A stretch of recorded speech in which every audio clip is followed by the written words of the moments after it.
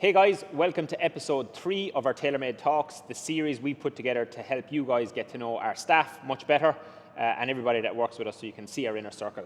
Today with me for episode 3, I have a very special guest, Mr. Owen Cleary. Owen has been the head coach in Fethard since we launched last April 2023, and he's been working with us for 3 years.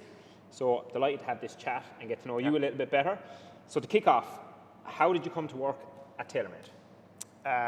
So it was the end of 2020 and I was working with a company that did workshops in schools, and I was also working with Rockwell, kind of a sports team. So I never actually really worked in a gym before, so background was all with teams. And I remember seeing an ad for Tailormade and I knew Gavin from Rockwell, so I said I'd just pop out for an interview because I was, being honest, We just wanted to do had something. one gym at a time, 2 gyms, You had the gym upstairs in Cashel. but we didn't have any more. You didn't have it Yes. anymore, so I know Yeah, it was in in the the middle of pipeline kind of COVID, wasn't it? of Carrick. Yeah. And I remember I did the interview, and being straight up, I didn't have much interest Okay. in the job beforehand. Yeah. And I remember arriving in, and the place was immaculate, spotless.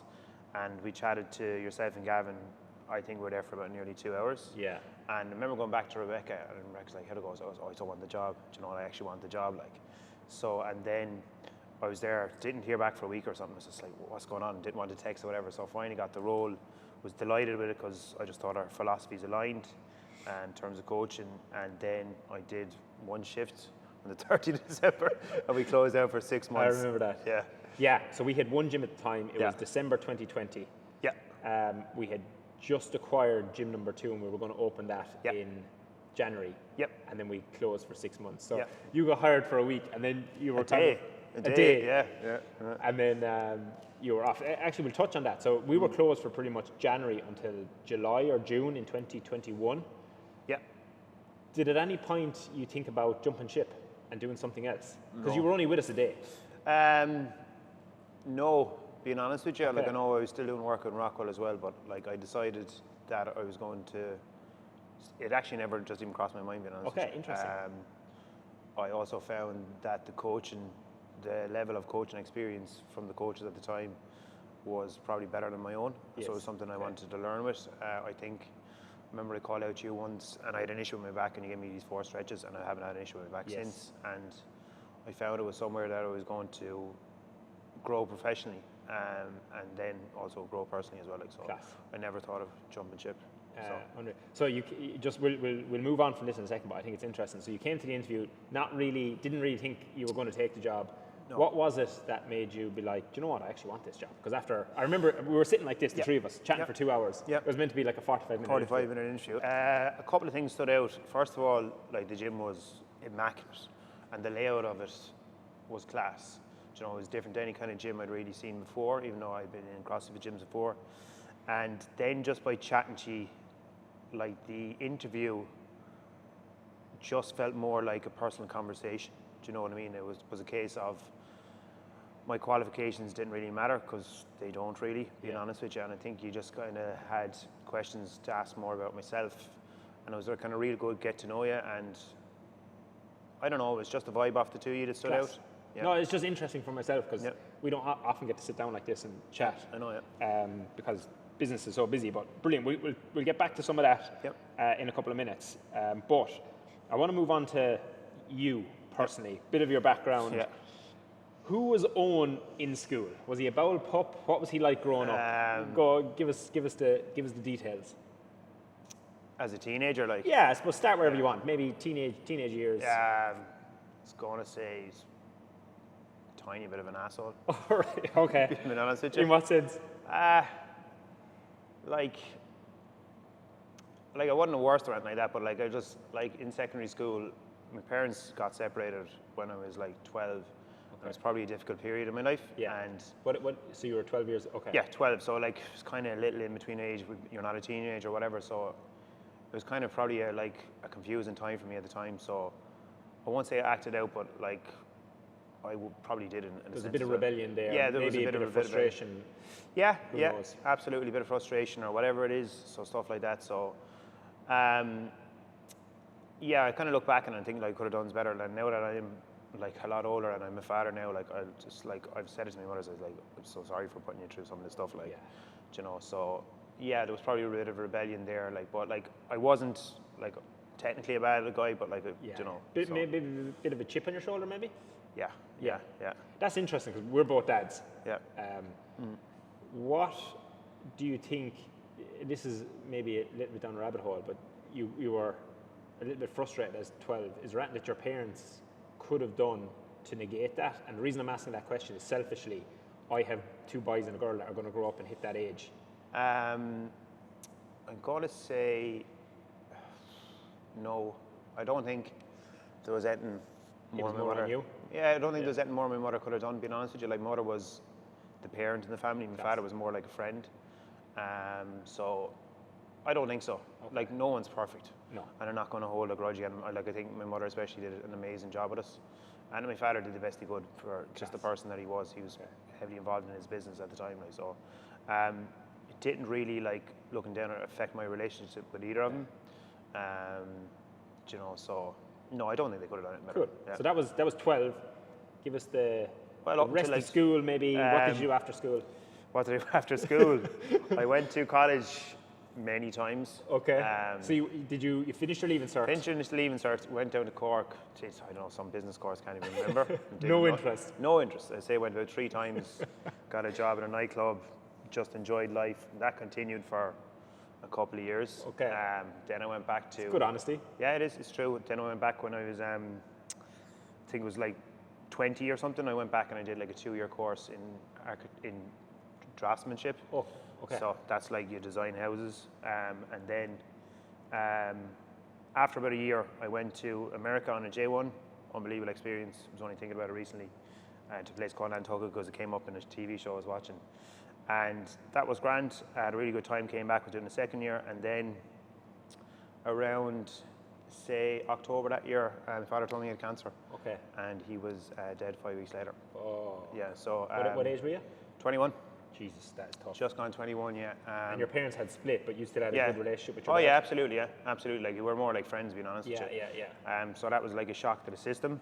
Well, a complete shock to the system. I can't even imagine that, to be honest. I know.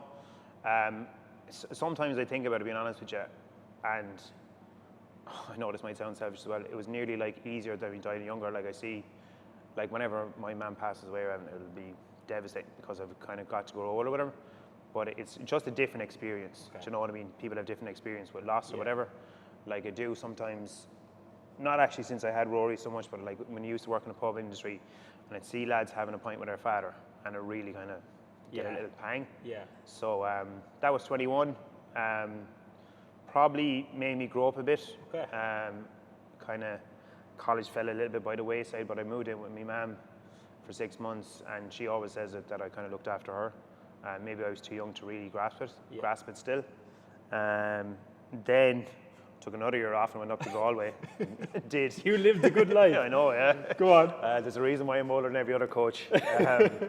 This is good though. I just relaxed for a year, worked in another nightclub and whatever, and just did that for a year. And then I went back to college in Carlow and became qualified as an architectural technician. An architectural technician. So I was actually designing houses. So I did that, realised after I did this that I hate sitting down. Right? I could see that. As you're well aware. So yeah, that didn't last too long. Okay. So it's great to have a degree, but it was like, you know, the nationalist, you might be useful for a week or something. So went to Australia, did whatever there, and was kind of involved in the service industry, the tour, hospitality industry. Yeah, like pubs and clubs. Pubs and clubs. I was working in a casino over in Perth in Australia, and I was making hand over foot really for the money, and enjoyed Australia, but came back to Ireland, and Ireland is always home. When you come back, I think it's impossible to leave. Yeah, everyone says that. Like they always want to go to Australia, but everybody eventually at some stage wants to come back. Yeah, well, I know people who stay there and live there, like, do you know what I mean? But like, for me, Ireland is always home. Do you know? And I don't know whether it's right or wrong, but it's home, like, do you know? And I can remember even coming back after a year and just seeing everyone, and like I was never going to go back. Okay. What age were you then? 27. Okay. So then I went back in working in pubs again, and I got involved around 2011. I went back into a gym in Clonmel. It was kettlebells was this type of training, and I really got into it. Like I was like, oh, this is actually class. So I did a short course up in UCD through, NCEF was the name of the company. And in that then I got involved with a local soccer team in Clonmel called Rebensdown. Was with them for years, loved it, really good camaraderie, good crack as well. And through that then I decided in 2014 to go back into college up to Satanta, up in LIT in Thurles. That's when I knew that. You did your 4 years? 4 years, yeah. So you finished that in 2018? 2018, yeah. I think I was a year behind Gav or whatever it was. Got a true work experience, got a job in Rockwell as well, which was great because it got me with what I thought I wanted to do initially, which was sports teams. Great experience, like we won a Munster Junior Cup with them. Got to work with people as well, which is what I really liked because I would have been not really in the selection process too much. It would just be about getting them physically and also in the right headspace, which I loved, and did that for 3 or 4 years, actually, about 4 or 5. Yeah. And then we're kind of back up to date now. Brilliant. I skipped some stuff there. No, that's cool. That gives people a good insight into Owen and your experience of life, because a lot of people will relate, which is cool. You mentioned a couple of things there. Was there any like standout? I know you mentioned the 12 your parents split. At 21, your father passed away. Was there any other challenges throughout your life, but challenges that ended up being huge growth moments for you that like stand out? Around 2010, I started suffering a little bit from anxiety. Okay. So I thought I was having a heart attack and heart issues, and I was having none of them. And so it kind of led me down, kind of to change my lifestyle slightly. And then also kind of started doing stuff like mindfulness and meditation, and also got back into exercise. Interesting, yeah. Yeah, and then... What just on the anxiety, so was there anything happening in your life at the time that was like building up that you thought was it? Was it just because you were doing no fitness and you weren't looking after yourself? Yeah, look, to be quite honest, it probably was. Like, I was about 28 at the time. Okay. Do you know what I mean? So, like, if you're not living lifestyle, you're working in a pub and you're drinking all the time. It's late night, it's unsociable hours. It's all this, like, having a few drinks. Yeah, and my mind didn't know what it was either, so I wasn't able to process the information that was coming in. So, yeah, look, it was a tough period. That went on for like about a year or so or whatever, and then eventually, like, I just realised that just because there's a short period of time that isn't the worst thing in the world, it's just going to come and go. Like, Joe, like, I think everyone still has bad days. I 100%. mentioned Natasha there the other day. I had a bad day on Monday, and I just kind of got over it because I knew that it was whatever. Yeah, that would have been something I had to get over. What made you decide, okay, I'm suffering a bit with anxiety, I have a bit of self-awareness around it, I'm going to try a bit of fitness, bit of mindfulness? Like, what made you do that? Because a lot of people, I think, have anxiety or suffer mentally, but they don't ever bridge the gap between doing something about it, maybe? So initially, like, I went to a doctor and they said, oh, just take like a couple of Xanax or whatever. I think I took one when I was having like a fairly full-on kind of close to a panic attack, but I didn't want to. Okay. I'm not a prescription medication. I think is just a bad idea in general, like for stuff like that. So I realized, like, I was there one day, and anytime when I started walking, it seemed to subside a little. So you're there, exercise, okay, that's fair enough. And then when I, stopped drinking less, it also seemed to subside as well. And then when I realized that I wasn't the only person in the world having anxiety, and you might talk to someone else about it, those things worked. Like, class. I think that's powerful for people listening to this, so fair play. Yep. Cool. We'll move on. Family life. Yeah. So you have a son now, Rory. Yeah. He is 2? He's not, no, he's only 14 months. 14? Okay, sorry, 14 months. Yeah, all right. So tell us about family life. Yeah. Married? So married. Steph and Rebecca were just back from Malta. We were there married 5 years. We were only Hello, going Rebecca. out. Hello, She's Rebecca. probably watching. How are you? She might be. We're going She out might about look at you and go, that fucking I'm not looking at this idiot. Going out 7 years. I knew her beforehand. Kind of knew very soon that I wanted to marry her. We were engaged in less than a year. I know, yeah. Engaged in less than a year. And then we were married in just over 2 years. I just knew straight away that pretty much that I kind of wanted to marry her. So that was 2019, and then we were trying for a child for a long time. Never thought it was going to happen. Just down to my age, being honest with you. I'm 42 now, so I was like 40 at the time. And I can remember I was watching rugby, and Rebecca was told me she was, over late or whatever you want to call it. And we're in there, she says, look, I'll do a test on Monday or whatever. I said, okay, make sure you do it with me now, I want to see you or whatever. Like. So I was meant to be on a Monday, Saturday morning watching rugby, and she comes in with the yoke, and I was just going like, what? She's like, yeah. So we went down, we had like an early scan, like a 6 week, and it was like this tiny little peanut. I was bawling for about 6 months. I remember it because you were working with us, and I remember you before you became a dad and after. How has becoming a dad changed you? It's changed me dramatically, being honest with you. So you mentioned something earlier on about a chip on his shoulder. It kind of happened around the time where I changed my philosophy and possibly how I treated people. As you're aware, I was the assistant manager here in Cashel, and it didn't really work out because I was a grumpy fucker. I just don't think you were ready. Yeah, don't think I was ready. And I remember telling Gav, I remember telling Gav, and I said, look, I just don't want this or whatever. Don't see a position for me in it. And I remember you had a conversation with me saying, look, down the line, you never know, it could be for you and whatever. And at the time, I was just like, dismissive or whatever.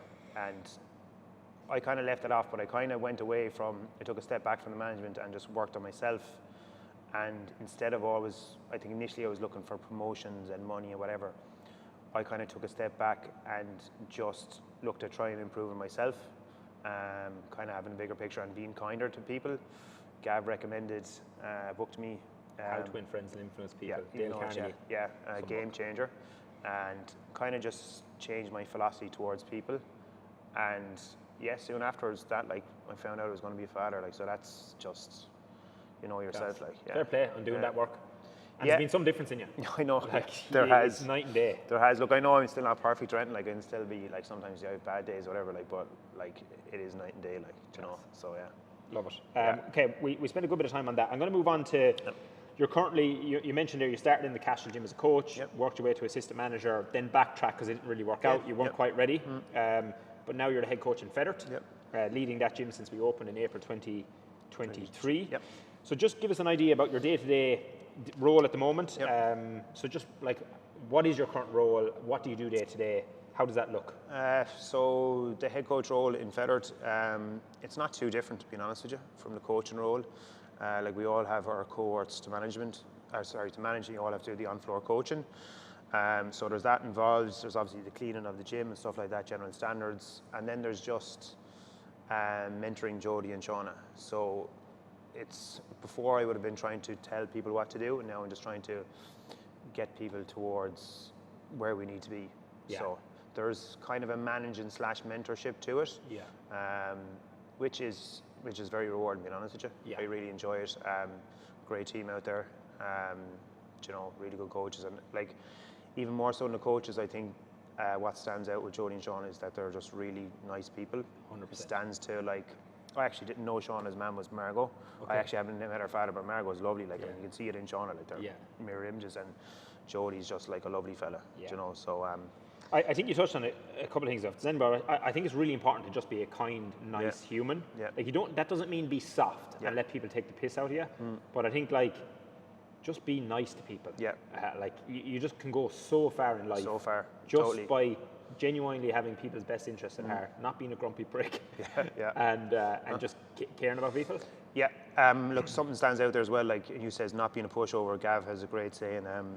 Be tough on the problem, not on the person. The problem has to be, or the issue, whatever it is, has to be solved. Do you know what I mean? And that has to become up. But I think, and going off the book by Dale Carnegie, if you just phrase things differently, you're going to get people towards it. People can't be pushed towards the goal; they have to get there. 100%. I think we're fairly big on that here. It's even with Tasha behind the camera, it's right. If we've got a problem with organic lead generation for the business, it's the problem is organic lead generation. This is how we're going to make it better. It's not focused at Tasha. No, Tasha's not the problem. The problem is this, and then my arm is around Tasha. How can we solve this problem together? And it's just easier. Whereas if I was to be Tasha, fucking, and just dog Tasha because as the problem, it wouldn't work. It wouldn't work. It wouldn't. It'd just be a horrific place to work. And that goes for kind of everything. So even when you're 100%. Dealing with coaches, it's the problem is this. Let's solve this together.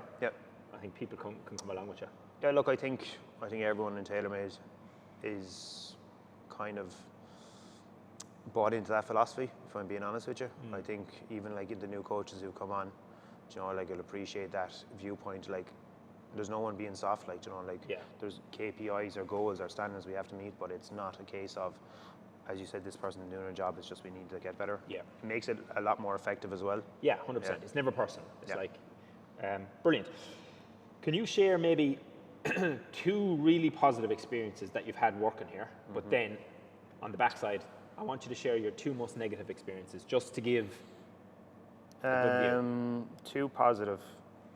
So Anything that stands out. 2 positive. There's loads of them, being honest with you. Okay. So I don't know. Like, You were pausing there. I was like, is it ready? okay. I'm not too sure if this person is still a member in Cashel. Barbara. No. Okay. So Barbara anyway came, and when she came to the assessment, I didn't think she was going to be able to. I think it was going to be too tough for her. She could barely do a stretch and whatever. And she completely surprised me and transformed her life around, as far as I could tell, and really put in a lot of effort from where she was to where she got to. And I think, look, I have members in Fethard at the moment as well that I could go into in detail. So I think always the member success is everything that stands out, not in one particular state, but just with a lot of people. Yeah. Like you can see it when you see there's people there that have lost 5 stone since they joined Fethard in April 2023, and like their transformation is different life, different life. And then you have people, came in with, say, mental health issues or mental health, anxiety, stuff like that, and are just doing a lot better, and I think for me, member success is always the standout. That's why we exist. Yeah, that's why we exist. Like, so I don't know if I'd have any particular standout moment. It's just the general feeling of improving people's everything. Yeah.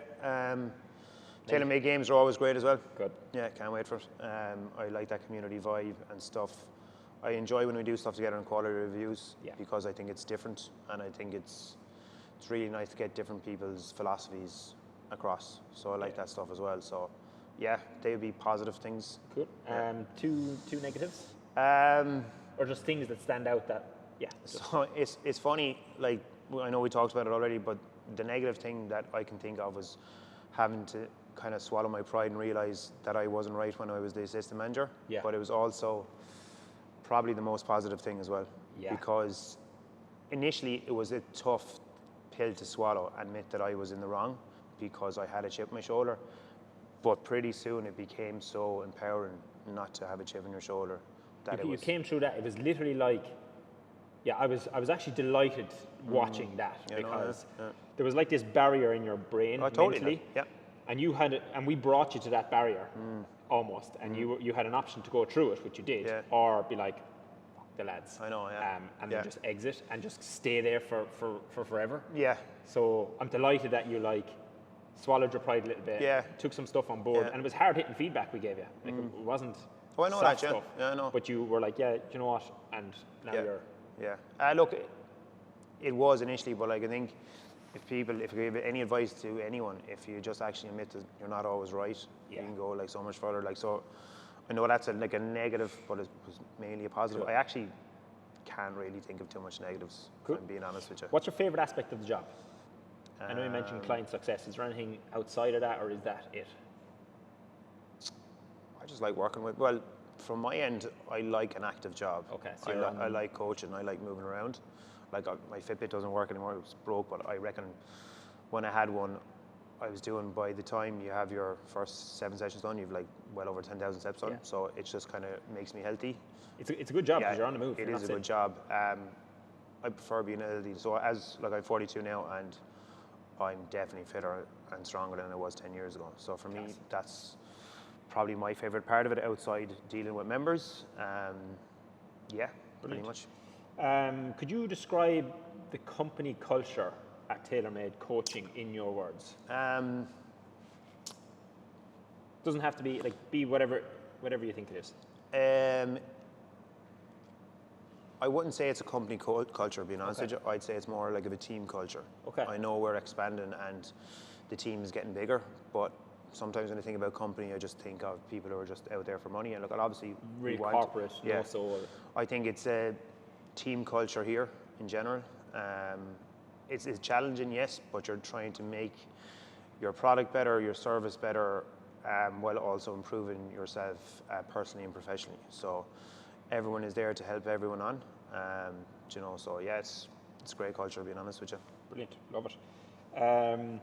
I know we touched on this already, but we'll go back to it. Tell me your favorite client transformation you've been part of.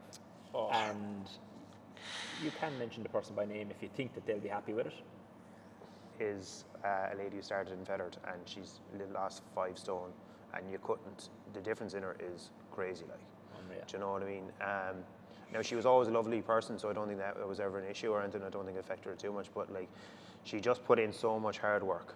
Do you know what I mean? And like, she deserves all the credit in the world. It's really rewarding to see members who are here long term. Like, I think Dylan, we're at was it a quality review, our CPD, and he's telling me like Margaret Green deadlift 60 kg or something, wasn't it? That's madness. Rochelle and Lorna. You'll always be like, I just love seeing people, if they put in the work, they get it from it. Like, so I think sometimes in today's society, people aren't willing to put in the work. Yeah, and stay long term at it. Yeah. Jodie made a great comment on that earlier. People don't realise that they have to work as well. Like, so. Yeah. Class, brilliant. I love that. Yeah. I'm going to touch on your training philosophy and coaching philosophy, and I think it's important to note that like we've 18 people on the team now, and everybody has like interests in certain areas and are stronger and weaker in other areas. Can you basically go through like your current training philosophy as a 42-year-old dad, and maybe how it used to be, and maybe how it's evolved and what it is now? Okay. Because I know you weren't like 10, 15 years ago, fitness wasn't a thing. So just say 10 years ago wasn't a thing, and then I got back into it. But my nutrition would have always been poor enough or whatever. And then Jodie Sheehan probably started working with us last September. And as you're all aware, like, he is an absolute dictionary or a computer when it comes to knowledge of all things nutrition and exercise. So, and also he's absolutely in great condition. So I was there thinking, like, okay, Rory's a couple of months old. How can I improve this? So my philosophy has probably gone from being more cardio based and not worried about my nutrition to having an even blend of strength and cardio, a little bit more towards strength, and my nutrition has never been so good. Like just enjoy myself at the weekend, but like literally from Monday to Friday, I don't eat anything bad anymore. Feel great because of it, like in terms of my digestive system. Sleep is as good as it's going to be with a child. Mood is great. Strength is good. Yeah, in general, like fitness, cardio can be a little bit better.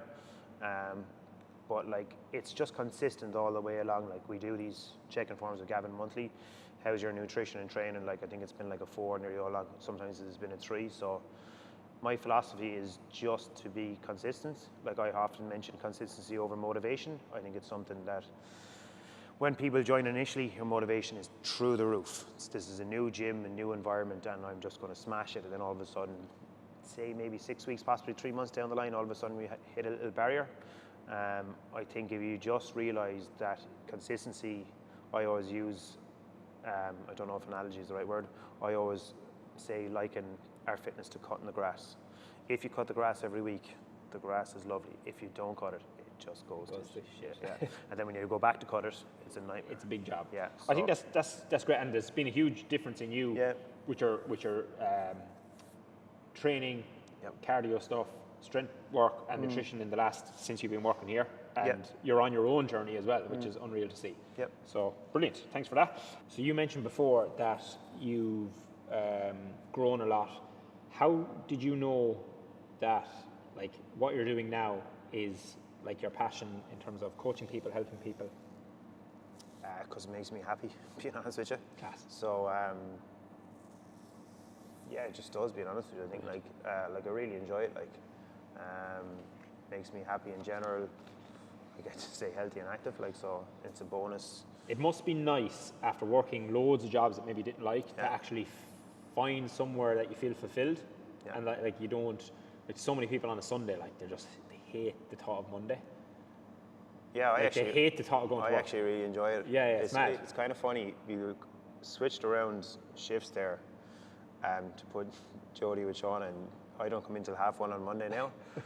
I actually sicken, like, I actually want to go in Monday morning, like, so I actually look forward to Mondays. Yeah. Being honest with you, I don't look at it as a chore. Am I glad when Friday comes? I think everyone is. There's no point lying that you're not, but like, the week is nearly the same as the weekend.